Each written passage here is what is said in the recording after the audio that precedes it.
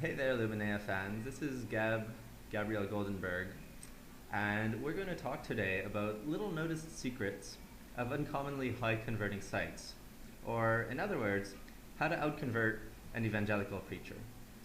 So let's begin.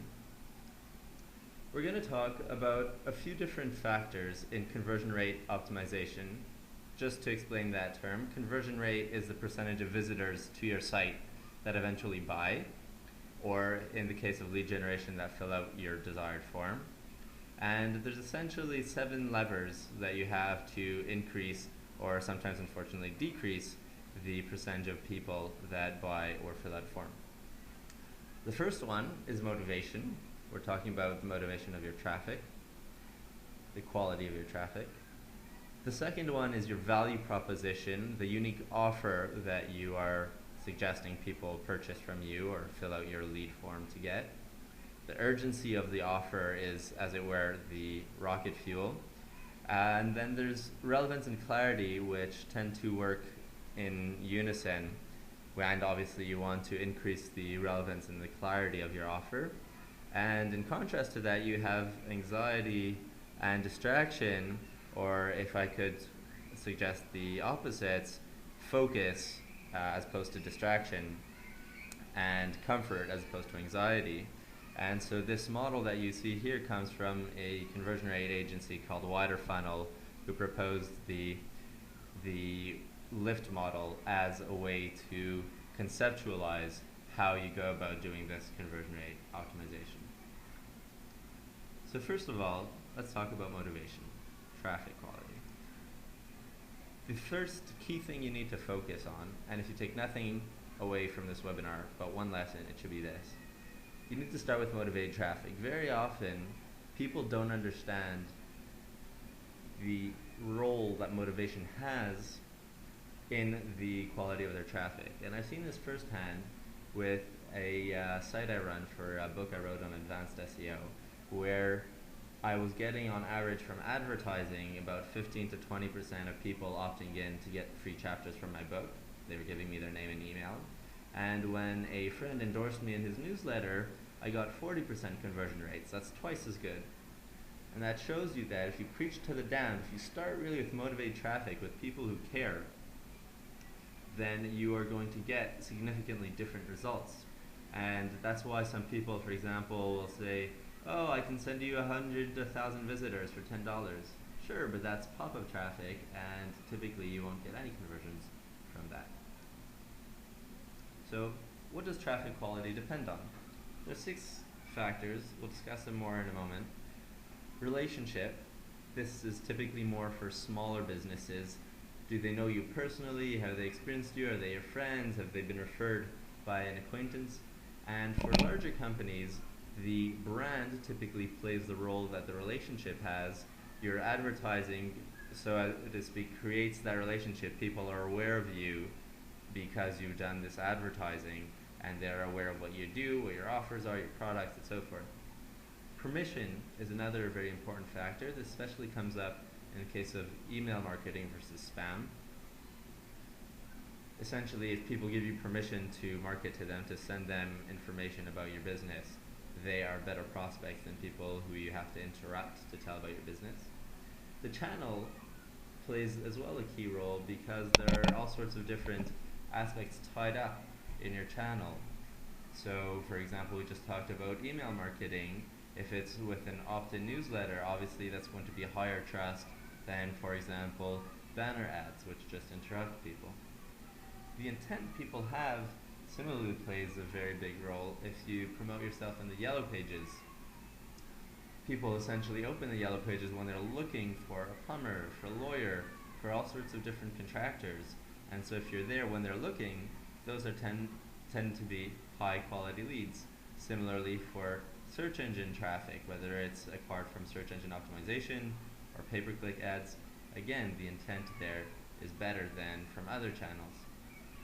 Urgency obviously plays a role. If people need to get something done by tomorrow, then they are more motivated and again more likely to buy.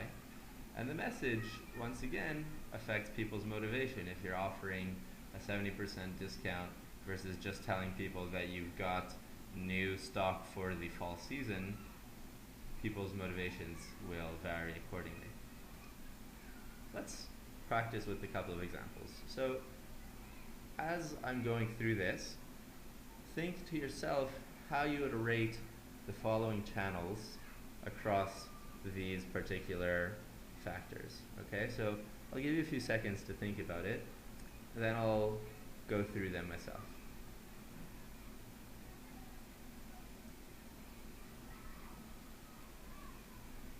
Okay, we're talking about pop-ups, there's search, social, email. What are the nuances? What are the particular characteristics of each? With pop-ups, there's typically no relationship. There may or may not be a brand according to how the advertiser is, but it's less common. It's typically unknown companies that are trying to promote some kind of health product or gambling, etc. Permission obviously is lacking with pop-ups. The channel isn't trusted, it's not appreciated. There's again no intent because you're interrupting people. These, incidentally, is a good time to mention it, overlap a lot obviously. Permission and intent commonly go together. Likewise, the urgency is affected by the channel. It's alright if there's overlap. The idea is just to keep these in mind in rating potential channels in which you might consider marketing. The urgency of pop-ups is typically what they play on, as well as the message, for example, saying, if you click here, you'll be the next winner of Euro Millions, or this particular person messaged you, or they're online now, come chat with them. And again, that message tends to reinforce that and focuses on the urgency, because those are the only levers that they can play on. Let's talk about search. You may or may not have a relationship with a particular website listed in search results, but if you do, statistics show you're obviously more likely to click on them. And in fact, Google personalizes search results, and I would imagine Bing does as well, according to your web history. What you've clicked on in the past is likely to cause those same sites to show up again in the future for this reason. Permission obviously is granted when you ask Google to tell you about this or that product, information, etc. The channel is trusted, the intent is there, you're asking for the information as opposed to being interrupted. Urgency depends, and we'll talk about it now. Let's compare the keywords water damage assessment versus new car. With a water damage assessment, your house has just been ruined by some type of flooding. You obviously want to move on, get your insurance to cover the damage, and you need to get a quote as quickly as possible. So that person searching for water damage assessment is significantly more likely to turn into a lead for your company to fill out a form or to call you than somebody, let's say, searching for a new car, who by the generic nature of the term is more likely to just be at the top of the research funnel, just beginning the buying process. The message obviously is going to affect things as well. If you talk about water damage in your ad, but you're actually promoting water damage repairs, and somebody else is promoting on his pay-per-click ad in Google search results water damage assessment, that's obviously more relevant, the message is more precise, and they're more likely to be clicked on than somebody talking about water damage repairs. Let's go back to rating the different channels. Social. The relationship can frequently be there with the other people you're interacting with because you've chosen to follow them or to friend them on Facebook, to be their connection on LinkedIn, etc. Permission, depending on how you're using it, can be there. For example, with Facebook ads or with LinkedIn ads, you're interrupting. But with the news feed, where you're looking for your friends' updates, there is permission implicit there. The channel obviously varies even within social sites. People don't use LinkedIn the same way they use Facebook or the way they use Twitter and so forth. The urgency again varies with the message, with a site, with a particular use, and similarly the message.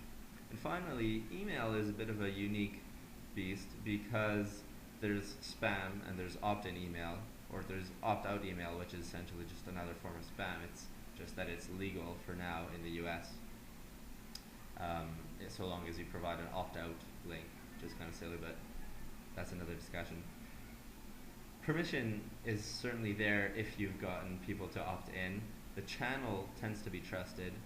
What's interesting though is that the permission and intent aren't as closely linked as with search, right? So for example, with my book, if somebody opts in, gives me permission to send them the free book chapters and to tell them about the book, they have intent in the immediate present to read those chapters perhaps, but they don't necessarily have intent later on when I send follow-up emails to purchase or to read more or to interact with me.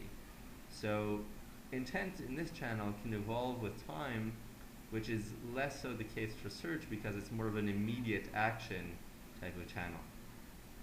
Urgency is exactly what we just talked about, that intent and urgency really overlap with search, and there's a bit of a disconnect frequently between email intent and urgency for the reasons we just discussed.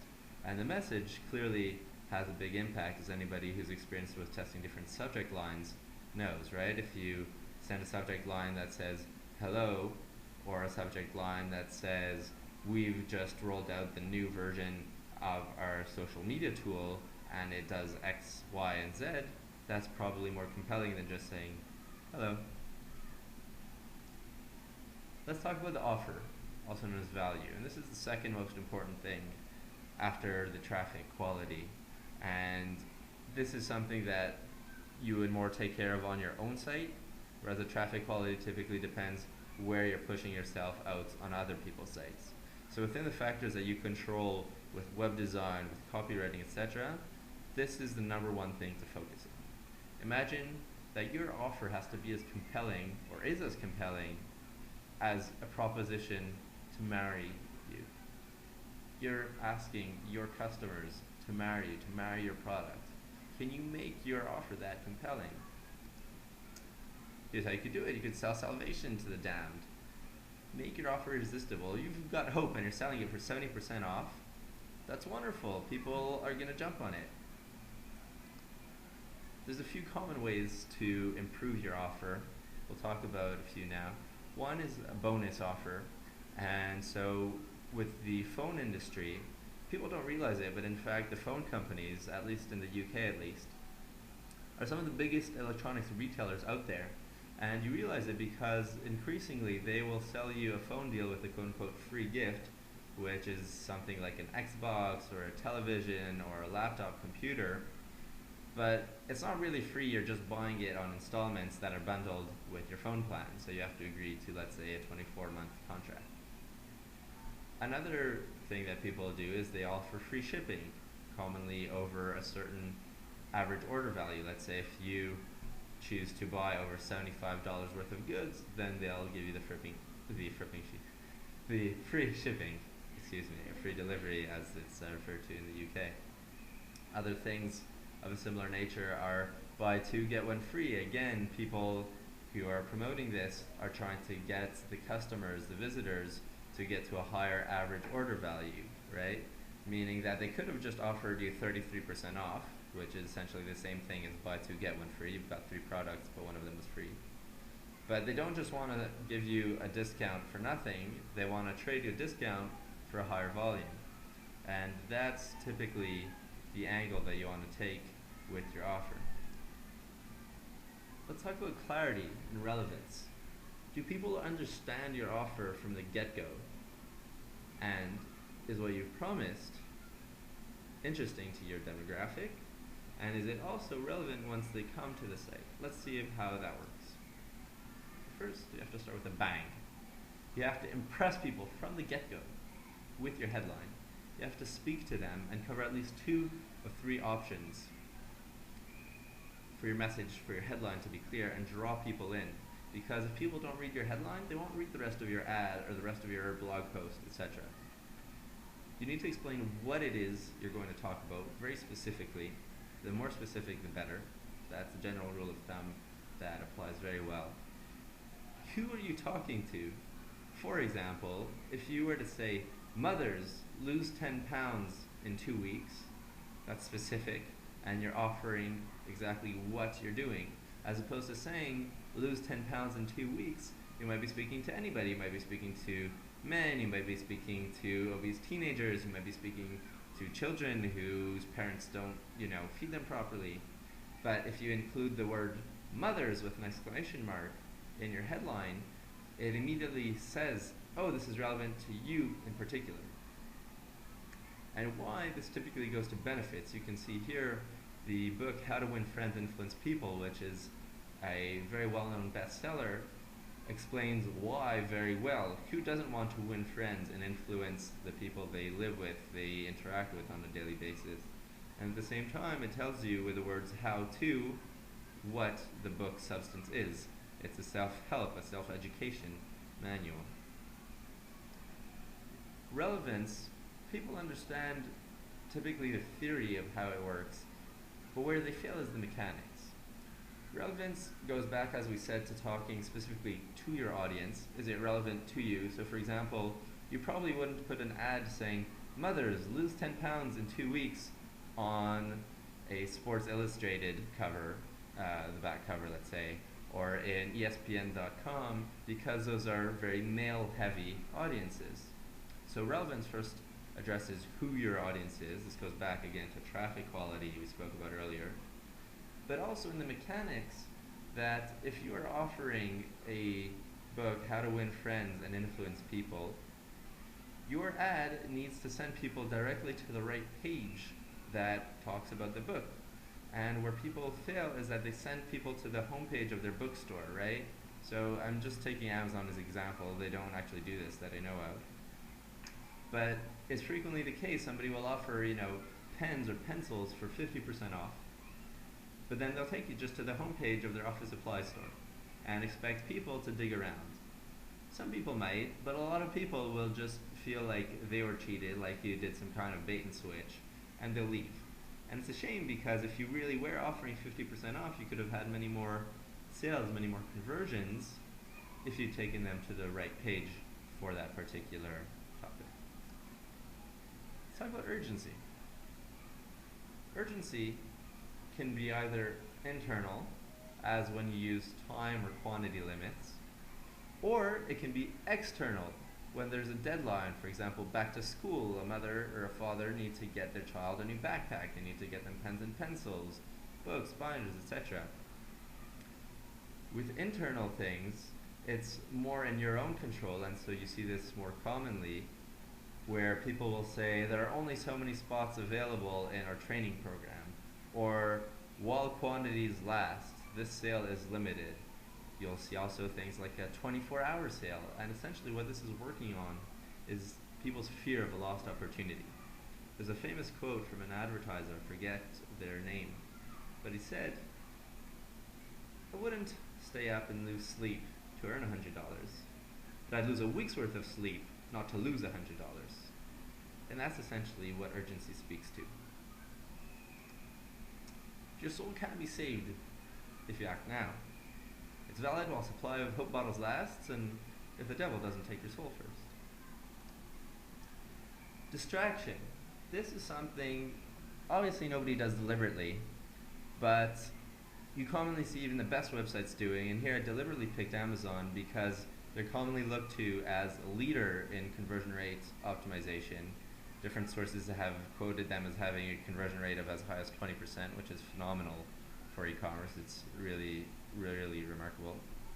But yet even the best people in the field make mistakes. As you can see from this screenshot, this is taken using a tool called FengGui, which GUI stands for Graphic User Interface, i.e. the visual aspect of your site, what some people call the front end, what they interact with, what they click on, what they type into. And what the tool does is it uses scientific algorithms to predict where people will look at on your site or on your ad, on whatever image you upload to their tool.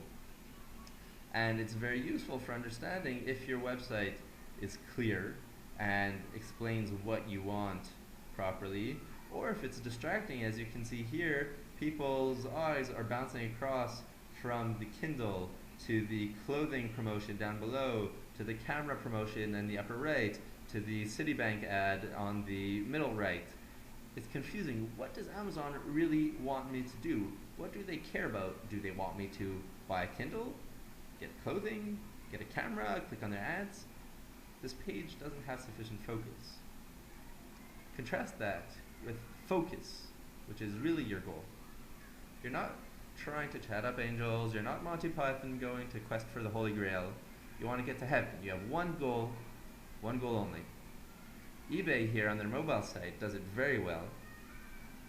They focus on getting you to click through to a particular product category, or they'll ask you to sign in, and once you've done that, you can go in and look at your saved products or at product categories and so forth, messages that you've dealt with. But essentially it's the same idea. They're trying to drive you deeper into the site to look at products very specifically.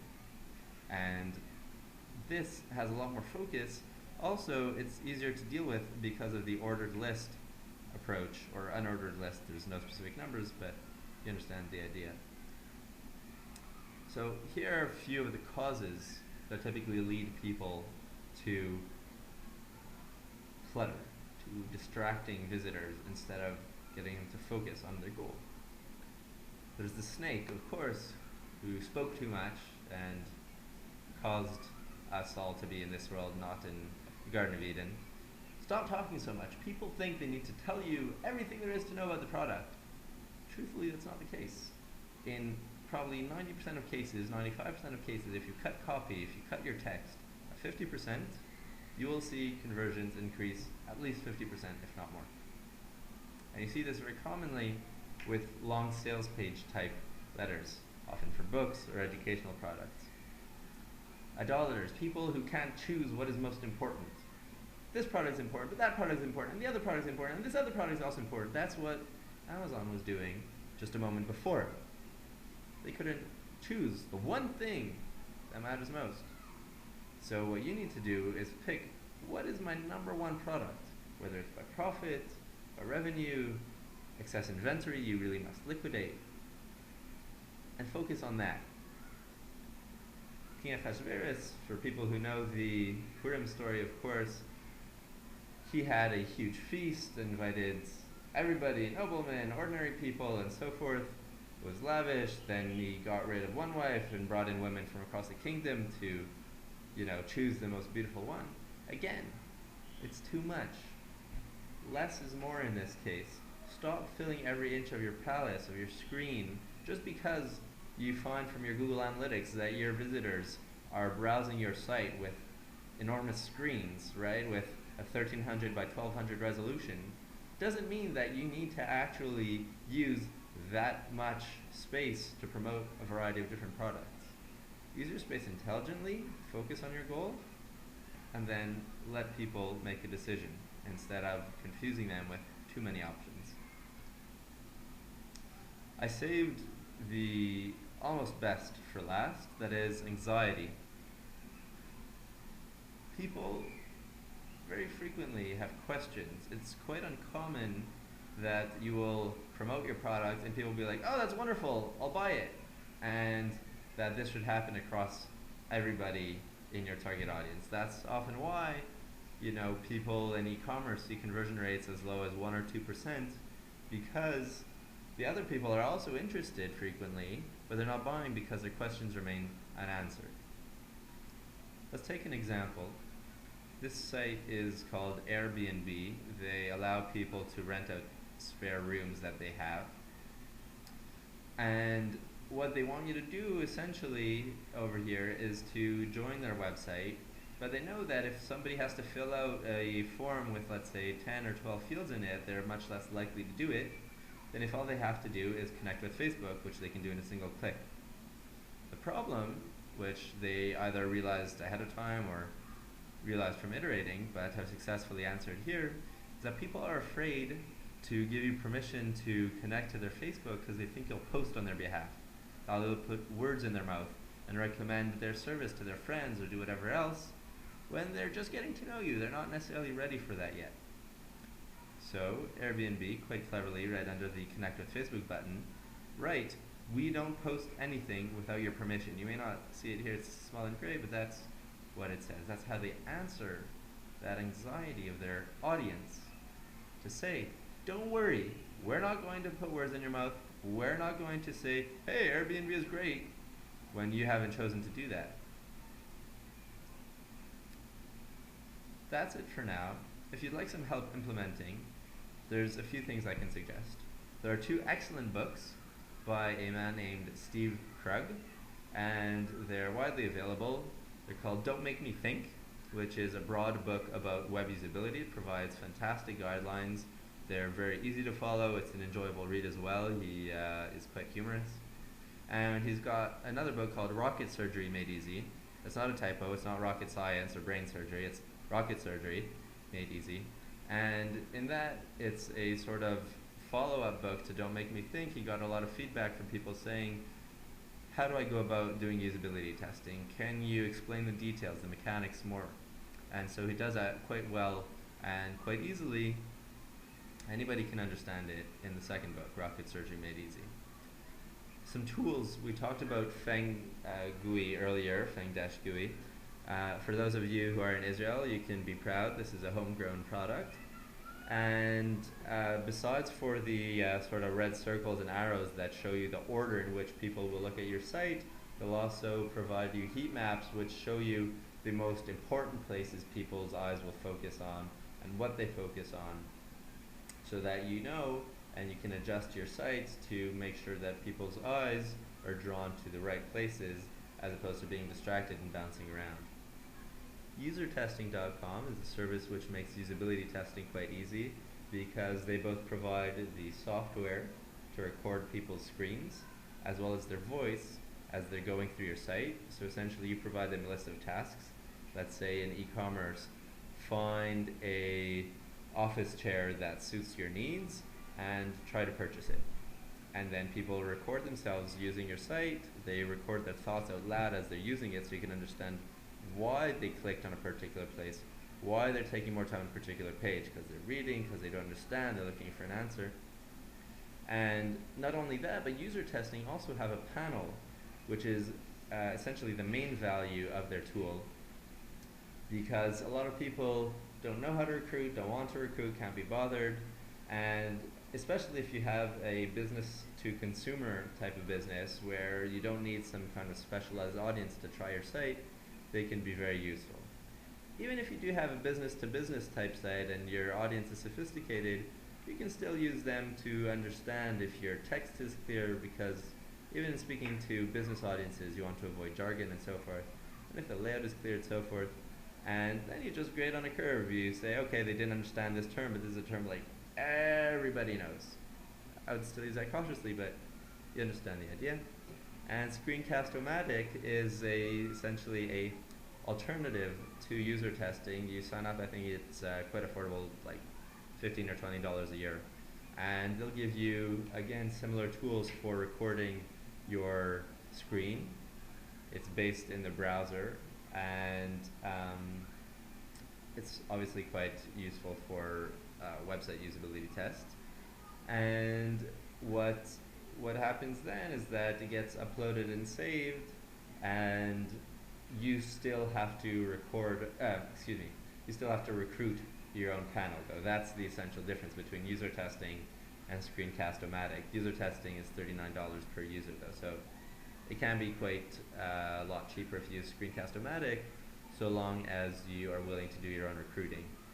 To do that, you can offer, a $20 gift certificate as a thank you to people. You can offer a book, access to some service, whatever people will find sufficiently valuable. And of course, you can always get some help from Illuminea. We can offer you an expert site review, a landing page review, or if you're building a new site, we can offer guidance on your design, both from the graphic perspective, from the coding perspective as well. And we've got a lot of experience of doing that. Illuminea has been in business for over 10 years now. We're known quite well in Israel as well as in North America, the UK, for our friendly service especially, as well as for our expertise in both site design, creation, and marketing. So that goes across search engine optimization, pay-per-click, social media, that sort of thing. We also do email marketing. It was founded by Miriam Schwab, who's a very popular speaker. She's spoken at SMX, at Marcom, which used to be Mark Shoa, etc. And she's a WordPress and SEO expert in particular. So if you're ready to work with us, I encourage you to give us a call, 02-566-0297, that's 02-566-0297. You can also get more information on our services at illuminate.com. And if not, or if you're just looking to learn more, to get more informed about the field, get new tactics, tips, you can join our newsletter. It's at illuminate.com/home/subscribe. Again, the newsletter is available at illuminate.com/home/subscribe, and you'll get tactics, tips, etc. A little bit about me very briefly. I've been doing online marketing for 7 years now almost, in SEO in particular, in pay-per-click as well, conversion rate optimization, that's CRO for short, of course. And as I mentioned, I wrote the first book on advanced SEO, and it's called the Advanced SEO Book. And you can get a free chapter at book.seoroi.com. That's book.seoroi, return on investment.com. Thank you very much, and I think we will now take questions from our live audience, because I'm not quite sure if there's a way to take questions from the online audience. The places you mentioned, the FengGui.com, is that free? What's the cost of that? So the question is FengGui a free tool, or what is the cost of it? So FengGui is not a free tool. It works on a credit system. Essentially, each image that you have their software analyze costs you a credit. The credits, I think, now cost something like $3 per, and you buy maybe 25 at a time, or you can get a discount if you buy them in bulk, let's say 50 or 100. Highly recommended for graphic designers, web designers, etc. And especially if you're an agency and you're building lots of sites, the credits, I think, are good for a year or something like that. So you can buy once in bulk and then use them as you go. And also, you don't just necessarily use them the first time. You can also use them for iterations. You've changed the homepage. What is the new one showing you in terms of where people's eyes will look? So you can use another credit in that way and see and iterate. I've done this myself, in fact, to optimize people's eye paths so that they'll look, let's say, from the logo, that's typically the starting point, down to your headline, to the main product, and then a call to action, or maybe some bullets explaining the product, and a call to action, which is commonly a good way to approach it. Are Steve's books online, or those hardcover? So the question is, are Steve's books online? I'm not sure if they're available in digital format. I would imagine that they are, because they're quite popular. They're certainly available in print. I've got them both. I think they're probably in the $30 range, give or take, maybe $40 max. You can probably buy them used cheaper from Amazon or wherever else they've got the used book market. But the return on investment on these books, frankly, is phenomenal.